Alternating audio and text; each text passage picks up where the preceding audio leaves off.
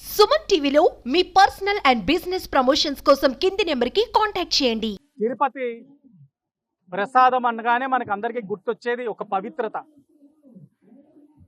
ఏడుకొండల వెంకటేశ్వర స్వామి అందరికీ ఆరాధ్య దైవం. అలాంటి పవిత్రత కలిగిన ఈ ప్రసాదంలోని వీరు కక్కుర్తి పడి కమిషన్కి వైసీపీ వాళ్ళు ఇంతటి దుశ్చర్య చేస్తారని నేనైతే ఎప్పుడు కూడా ఊహించలే. దేవుడితో చెలగాటాలు ఆడారు కాబట్టి 11 సీట్లకు పరిమితం. ఇక్కడితో ఆగదు. మీరు 5 సంవత్సరాలు ఏదైతే లడ్డూ ప్రసాదంలో ఆవు నెయ్యి వాడవలసింది వాడకుండా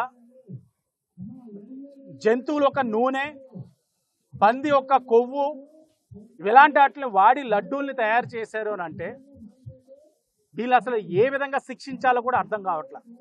వీళ్ళు ఇంకా దేవుడే శిక్షిస్తాడు. సిగ్గు శరం మానం అభిమానం లేకుండా ఇంకా బయటకు వచ్చి మేము చేయలేదంటా ఉన్నారు. రిపోర్ట్స్ వస్తూ ఉన్నాయి. ముమ్మాటికి ఈ ప్రసాదంలోని ఇవన్నీ కూడా ఉన్నాయి. జంతువుల నూనె, ఆ యొక్క పంది మాంసం, పంది కొవ్వు ఇవన్నీ ఉన్నాయి.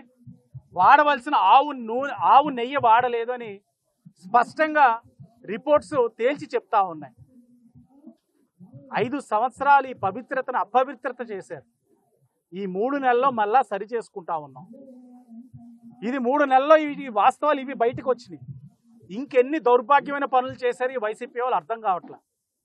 చేసి సిగ్గు శరం లేకుండా ఇంకా గౌరవపదంగా పట్టేసుకొని వచ్చి నోటికి ఎంత వస్తే అంత మాట్లాడుతున్నారంటే అన్నం తింటున్నారో గడ్డి తింటున్నారో కూడా వైసీపీ వాళ్ళు మాకు అర్థం కావట్లే.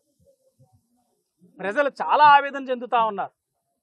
దేవుడు ప్రసాదంతోట, ఈ దేవుడు ప్రసాదంలోనే వీళ్ళకి కక్కుర్త కమిషన్లు, ఇక్కడ వీళ్ళు సంపాదించుకోవడానికి ఒక దారి. ప్రజలు గమనించాలి. ప్రజలు అన్ని వాస్తవాలు తెలుసుకోవాలి.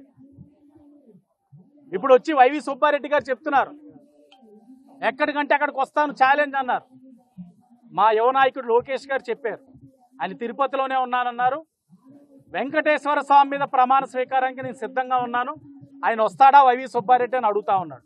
వైవి సుబ్బారెడ్డి వస్తాడా, కరుణాకర్ రెడ్డి వస్తాడా, లేకపోతే ధర్మారెడ్డి వస్తాడా? ఎవరొచ్చి హామీ ఇస్తారు, ఎవరొచ్చి ప్రమాణం చేస్తారు అక్కడ మేము తప్పు చేయలేదని చెప్పాల్సిన అవసరం ఉంది వైసీపీ వాళ్ళు. వాళ్ళు తప్పకుండా వచ్చి సమాధానం చెప్పాలి.